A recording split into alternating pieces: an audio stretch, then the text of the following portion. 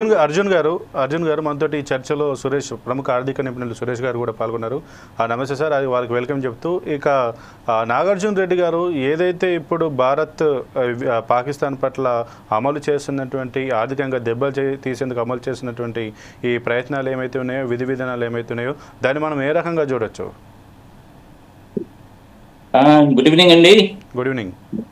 మొట్టమొదటిసారిగా మనము 4 sides టీవీలో కలుస్తున్నాము. మంచి టాపిక్ టేకప్ చేశారు. That's an excellent thing. Second thing, Arjun tank అని పిలిచారు మీరు. ఇది కూడా చాలా బాగుంది.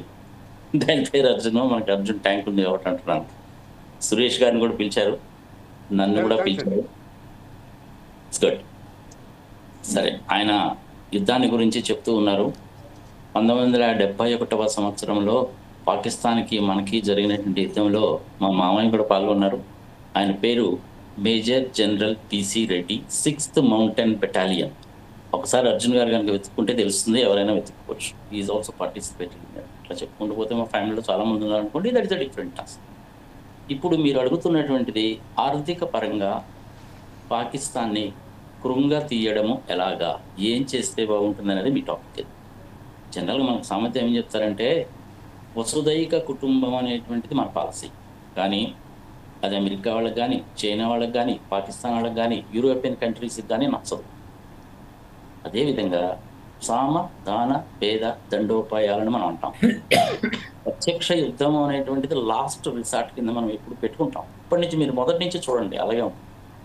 ఈవెన్ 1947లో మతపరంగా దేశాన్ని విభజించినప్పుడు జమ్మూ కాశ్మీర్ రాజు ఆ రోజు హర్సింగ్ గారు ఎవరైతే ఉన్నారో, లెటర్ ఆఫ్ అక్సిషన్ మీద 26 అక్టోబర్ 1947 గుర్తుపెట్టుకోవాలి. 26 అక్టోబర్ 1947 సొంతకం పెట్టి ఢిల్లీ పంపిస్తే 27 అక్టోబర్ 1947 లార్డ్ మౌంట్ బాటన్ గారు దాన్ని యాక్సెప్ట్ చేసి సొంతకం పెట్టారు. 370 వచ్చింది.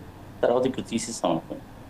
అప్పటి నుంచి కూడాను ఈ పాకిస్తాన్ వాళ్ళతో ఇదే పడదు.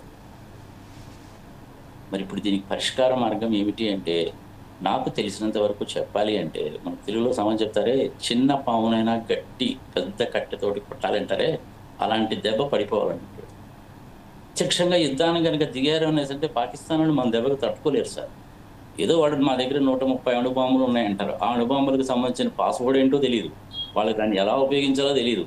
ఆ అణుబాంబుల్లో ఉండేటువంటిది యురేనియం 235, 238, పొలోనియమా, ప్లూటోనియమా ఏదీ తెలియదు. పోనీ F-16 మా దగ్గర ఉన్నాయని బెదిరిస్తూ ఉంటారు. ఆ F-16కి సంబంధించిన పాస్వర్డ్ అనేటువంటిది అమెరికా వాళ్ళ దగ్గర ఉంటుంది. వాడు ఆ పాస్వర్డ్ వీడికి ఇస్తే కానీ ఆ విమానం స్టార్ట్ కూడా కాదు. అక్కడ అది లాహోర్ నుంచి కావచ్చు, కరాచీ నుంచి కావచ్చు, స్టార్ట్ కూడా కాదు. ఇంక వాడు ఏం ఉపయోగిస్తాడు? చైనా వాళ్ళ దగ్గర నుంచి తీసుకున్నటువంటి J-16s ఉన్నాయి. అవి వాడు ఉపయోగించుకొని తీసి పక్కన పెట్టినటువంటి వాడిని ఓవరాయిల్ చేసి కొత్త టైర్లు వేసి పెయింట్ వేసి పాకిస్తాన్ వాడికి ఇస్తాడు. అవి ఎంత దూరం పోతాయో, ఎప్పుడు కూలిపోతాయో తెలియదు. ఇది ఒక పాయింట్. వాళ్ళ దగ్గర ఉన్న పెట్రోలియం రిజర్వ్స్ దేనికి సరిపోవు. ఎయిర్ ఫ్యూల్ అనేటువంటిది జనరల్గా ఏదో కిరసనాయిల్, పెట్రోల్ డీజిల్ అనుకుంటారు కానీ కాదండి. విమానాల్లో పోసేది వైట్ ఆయిల్ అంటారు దాన్ని. అది దట్ ఇస్ నథింగ్ బట్ కిరసనాయిల్. అది వాళ్ళ దగ్గర రిజర్వ్స్ లేవు. వాళ్ళే చెప్తున్నారు 2 నెలలకు సరిపడా భోజన పదార్థాలు రెడీ చేసుకోండి, వాహనాలు వాడడం అనేటువంటిది తగ్గించండి, పెట్రోల్ డీజిల్ గ్యాస్ రిజర్వ్స్ లేవు అని. ఇది వాళ్ళ పరిస్థితి. అడుక్కు తినేటువంటి పరిస్థితిలో ఉండే వాళ్ళతోటి మనం యుద్ధం ఏంటండి? ఏదో సమాజం చెప్తారు చూసారు, మన తెలుగులో సమాజం చెప్పినట్టు ఉంటుంది అన్నమాట. ఇది వాడి పరిస్థితి ఆ విధంగా ఉంటే ప్రత్యక్షంగా యుద్ధానికి అంటే వాడు దేనికి పనికిరాడు. తీసుకోవాల్సినటువంటి చర్యలలో రియల్గా 10-12 రకాల యుద్ధాలు ఉంటాయండి సురేష్ గారు. సార్ 10-12 రకాల యుద్ధాలు ఉంటాయి. అందులో వాటర్ వార్స్ అనేటువంటిది ఒకటి. అలాగే వాటర్ వార్స్ అనేటువంటిది ఒకటి, అది ఆల్రెడీ మొదలు పెట్టాం. అక్కడ ఏం జరిగింది అంటే 1960లో జరిగినటువంటి ఒప్పందం అండి. అది 1960లో జరిగినటువంటి సింధు నదీ జలాల పంపిణీకి సంబంధించిన ఒప్పందంలో సింధు నదిలో ఉండేటువంటి వాటర్లో 80% వాళ్ళకి, 20% మనకి. ఆ 20%లో కూడా మనం 4-5% కూడా వాడుకోవట్లా. ఆ మిగిలిన 15% అనేటువంటి మనం చక్కగా డ్యామ్స్ కట్టుకొని వాడుకోవచ్చు. కానీ అక్కడ ఏంటంటే ఎన్విరాన్మెంట్ దెబ్బతింటుంది. డ్యామ్స్ కనుక కట్టామంటే ఎన్విరాన్మెంట్ దెబ్బతింటుంది, ఫారెస్ట్ ఏరియా దెబ్బతింటుంది. దాని మూలంగా వర్షాలు తగ్గుతాయి కాబట్టి మనం ఎప్పుడు పెద్దగా పట్టించుకోలేదు. పోనీలే పాపవి ఏముంది, once upon a time they are also after all our brothers and sisters కదా అని మనం లైట్గా తీసుకుంటే, వాడు దాని గురించి సింధు నదిలో నీళ్లు కనుక రాకపోతే రక్తం పారిస్తాను అంటాడు. అంత సీన్ లేదు.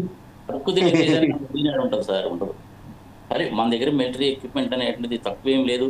నేను మిమ్మల్ని ఒక్క విషయం కోరుకుంటున్నానండి, సురేష్ గారికి, అర్జున్ గారికి, ఏ టీవీ ఛానల్స్లో కూడా మన దగ్గర ట్యాంకులు ఎన్ని ఉన్నాయి, మిరేజ్లు ఎన్ని ఉన్నాయి, ఇందాక ఆయన మిరేజ్లు అని చెప్తున్నారు కదా, మిరేజ్ 2000 అంటారు దాన్ని.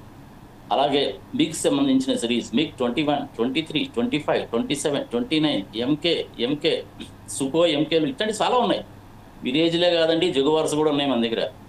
మన హిందుస్థాన్ ఏరోనాటిక్స్ లో తయారు చేసినట్టు తేజస్ను మనం ఇంకా రంగంలోకి దింపలేదు. తేజ 1, తేజ 2.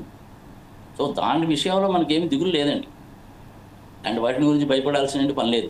శాటిలైట్ వ్యవస్థ ఉంది, శాటిలైట్ కమ్యూనికేషన్ వ్యవస్థ ఉంది, అక్కడి నుంచి మానిటర్ చేయొచ్చు. ఇలాంటివన్నీ కూడా ఉన్నాయి. అది మిలిటరీ పరంగా. జనరల్ మన విమానాలు అనేటువంటిది వాడు బార్డర్ లాగా వెళ్తాయి, మళ్ళీ తిరిగి వచ్చేస్తుంటాయి. మనం ఏం చేస్తున్నాం, ఒక విమానాన్ని మనం ఎగరేస్తే అమ్మో వచ్చేసారని వాళ్ళు 4 విమానాలు ఎగరేస్తున్నారు. అసలే వాళ్ళ దగ్గర కిరసనాయిల్ లేదు. ఫ్యూయల్ అనేటువంటిది ఎగ్జాస్ట్ అయిపోవాలి.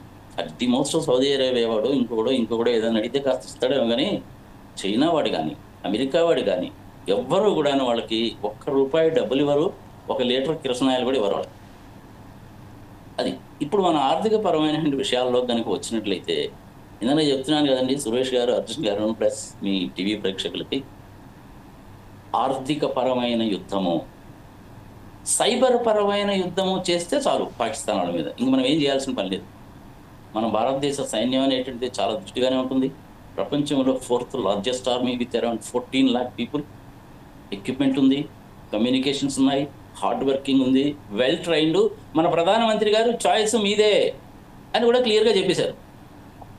వాళ్ళు మనల్ని సైనిక పరంగా ఎదుర్కోవడం అనేటువంటిది చేతగాక ఏదో అంటుంటారు అన్నమాట. అది మట్టిలో కలిపేస్తాం, అది చేసేస్తాం, ఇది చేసేస్తాం, సంగతి సమాచారం అంటుంటారు. వాళ్ళకి అంత సీన్ లేదు, మర్చిపోండి. అసలు భారతదేశంలోకి అసలు వీళ్ళు ఎలా వచ్చారండి? 1192వ సంవత్సరంలో మామ అల్లుళ్ళ మధ్య వచ్చిన తగాదలో మామగారు వెళ్ళి ఆ ఔరంగజేబు వాళ్ళకి సహాయం చేసి, భారతీయులు అనేటువంటి వాళ్ళు అర్ధరాత్రి పూట యుద్ధం చేయరు, పడుకుంటారు. 3:30-4 గంటలకి వాళ్ళు పళ్ళు దొమ్మకోవడము, దైవ పూజ చేసుకోవడంలో ఉంటారు. ఆ టైంలో మీరు వాళ్ళని లేపేయండి అని యుద్ధ తంత్రాన్ని, యుద్ధ నీతిని చెప్పాడు వాళ్ళకి. అల్లుడి మీద కోపంతో మామ చేసినటువంటి దిక్కుమాలి పని మూలంగా వాళ్ళు వచ్చారు. లేకపోతే అసలు మనకి లేదు. ఒకసారి హిస్టరీ ఎత్తుక్కోండి. 1192వ సంవత్సరం. అప్పటి నుంచి ఒక 400-500 సంవత్సరాలు వాడు పరిపాలించారు. దాని తర్వాత బ్రిటిషర్స్ వచ్చారు, వాళ్ళు అంతే. సో ఇండియాలో అసలు ఇస్లాం అనేది ఎక్కడుందండి? వాళ్ళు తీసుకొచ్చారు కాబట్టి వచ్చింది. అఫ్కోర్స్ ఇప్పుడు 620వ సంవత్సరంలో, 23వ సంవత్సరంలో ఏదో వ్యాపారం చేసుకుంటామని గుజరాత్కి, మలబార్ తీరానికి వచ్చారు. అక్కడ ఉన్నాయండి కింగ్స్, సరే పోనీరా బాబు అడుగుతున్నారు కదా అని చెప్పి యాక్సెప్ట్ చేశాం. వాళ్ళు అక్కడి నుంచి ఏం తెచ్చేవాడు మనకి? వాళ్ళేమో ఖర్జూరం తెచ్చేవాడు, ఇక్కడి నుంచి ఏమో లవంగాలు, 50 రూపాయలు చేసిపోయేవాడు. వ్యాపార నైజం. బ్రిటిషర్స్ అయినా వీళ్ళైనా అంతే. వ్యాపారం పేరుతోటి ఇండియాకి వచ్చి ఇండియాని స్వాధీనపరచుకొని కొలగొట్టారు. ఇదంతా హిస్టరీ. దీని మీద నేను ఆల్రెడీ డీటెయిల్గా ఒక వీడియో చేశాను. ఆ వీడియో చూసుకోవచ్చు, మైరా మీడియాలో ఉంటుంది. సుబ్రహ్మణ్య స్వామి గారు సంబంధించిన వీడియో అది. అదే వీడియోలో మన ఫరూక్ అబ్దుల్లా గారి ఫ్యామిలీ ట్రీని కూడా చెప్పాను. చాలామంది గుర్తుపెట్టుకోవాలి. ఫరూక్ అబ్దుల్లా గారి నాన్నగారు షేక్ అబ్దుల్లా, ఆయన తండ్రి, ఆయన తాత, ఆయన ముత్తాత వంశపరంగా పోతే వాళ్ళు యాక్చువల్గా బ్రాహ్మణ్ ఫ్యామిలీ. సొప్పురు అనే ఒక తెగ ఉంటుందన్నమాట. ఆ తెగకు సంబంధించినటువంటి వాళ్ళు ఇస్లాం మతంలో కన్వర్ట్ అయ్యారు. హలో నాగార్జున గారు, టాపిక్ డైవర్ట్ అవుతున్నట్టుంది కొంచెం. ఈ ఆర్థిక మూలంగా పాక్ డైవర్ట్ అవుతుందండి ఇక్కడ. పాక్ ఇప్పుడు ఎట్లా పాక్ని ఎట్లా ఎదుర్కోవాలి, ఆ పాక్ దీన్ని ఎట్లా ఎదుర్కొంటుంది, తర్వాత దీన్ని ఎట్లా ఫేస్ చేస్తుంది అనేది కొంచెం డీటెయిల్గా. కొంచెం డీటెయిల్గా కాదు సార్, అది డీటెయిల్గా చెప్పాల్సింది అదే. దీని హిస్టరీ తెలియాలి కాబట్టి మళ్ళీ అవకాశం దొరకదు కాబట్టి మీకు చెప్తున్నాను. టాపిక్ డైవర్ట్ అయ్యేదంటే ఏమన్నా పూర్వాపరాలు తెలుసుకోవాలి కదండి. కట్టే కొట్టే తెచ్చే అన్నట్టు చెప్తే అట్లా కుదరదు, ప్రజలకు అర్థం కావాలి కదా. రైట్. ఇప్పుడు ఆర్థిక పరమైనటువంటి యుద్ధాలు అంటే 12 రకాలైనటువంటి యుద్ధాల్లో వాటర్ యుద్ధము మొదలుపెట్టాం. ఇప్పుడు మనం చేయాల్సింది ఏంటంటే ఆర్థిక పరమైనటువంటి యుద్ధము, సైబర్ యుద్ధము చేయాలి. ఆర్థిక పరమైన యుద్ధము అంటే ఏంటంటే ఒక టైప్ ఆఫ్ సాఫ్ట్వేర్స్ కనుక మనం డెవలప్ చేస్తే, మనమైనా డెవలప్ చేయగలం. టీసీఎస్ వాళ్ళకి కానీ, విప్రో వాళ్ళకి కానీ, సత్యం వాళ్ళు అంటున్నాను, మన వేరే వాళ్ళకి కానీ చెప్తే 1 అవర్లో తయారు చేస్తారు సాఫ్ట్వేర్. వాటిని పైరేటెడ్ సాఫ్ట్వేర్స్ అనరండి, సాఫ్ట్వేర్స్ అనమాట. మనమే తయారు చేస్తాము. ఆ సాఫ్ట్వేర్స్ని మనం కనుక చొప్పించగలిగినట్లయితే, ఉపయోగించినట్లయితే ఇట్ ఈస్ వెరీ ఈజీ. పెద్ద కష్టమైన పని కూడా కాదు. అప్లికేషన్ స్పెసిఫిక్ ఇంటిగ్రేటెడ్ చిప్ కానీ, సిస్టమ్ ఆన్ చిప్ కానీ, లాజిక్ చిప్ కానీ ఏదైనా వాడచ్చు.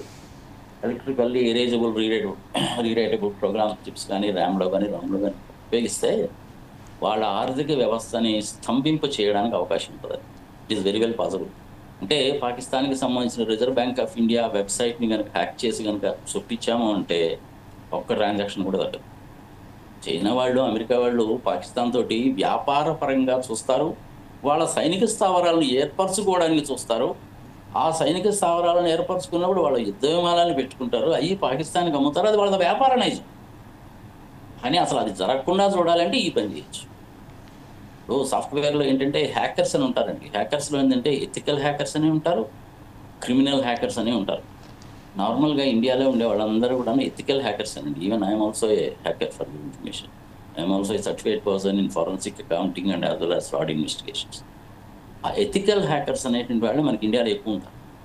ఇప్పుడు మనము ఈ పాకిస్తాన్ వాళ్ళకి క్రిమినల్ హ్యాకర్స్ను ఉపయోగించి తీరవలసింది. ప్రోగ్రామ్స్ రాయడం అనేది చాలా ఈజీ, ఎంత 1 అవర్లో ప్రోగ్రామ్ రాయొచ్చు, పెద్ద కష్టమేం కాదు.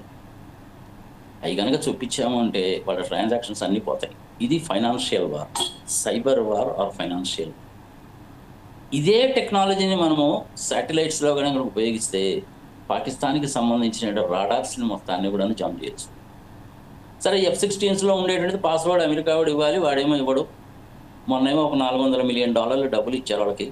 అందులో $200 మిలియన్ అనేటువంటిది F-16లను మెయింటైన్ చేయడానికి, ఒక $150 మిలియన్ అనేటువంటిది ప్రపంచవ్యాప్తంగా కట్టాల్సినటువంటి అప్పు మీద వడ్డీ కట్టడానికి, ఇక మిగిలినటువంటి $50 మిలియన్ అనేటువంటిది వాళ్ళు ఉపయోగించుకోవడానికి. అంతకు తప్ప ఇంకేం లేదు. దాని గురించి కూడా మనం వరి కావాల్సిన పని లేదు. అడుక్కు తినే దేశం మీద మనం యుద్ధం ఏంటండి. కానీ వాళ్ళు ఏంటంటే ఇప్పటి వరకు చేసినటువంటి యుద్ధాలలో ఎప్పుడూ కూడా మతము అనేటువంటి దాన్ని తీసుకురాలేదండి. ఫస్ట్ టైం వాళ్ళు మతము అనేటువంటిది తీసుకొచ్చారు. 1947లో భారతదేశాన్ని విడదీసినప్పుడు మత ప్రాతిపదిక మీదనే విడదీశారు. ఇంక ఇప్పుడు ప్రత్యేకంగా చెప్పేది ఏముంది దాని గురించి. సో టాపిక్ని డైవర్ట్ చేయడానికి కోసం అని చెప్పి చేసేదన్నమాట. డైరెక్ట్గా మనతో యుద్ధము చేయలేదు. ఓకే, నాగార్జున రెడ్డి గారు, నేను మీ దగ్గరికి మళ్ళీ వస్తాను. సురేష్ గారు ఉన్నటువంటి సురేష్ గారు, ఏదైతే భారత్ ఇప్పటికే పాక్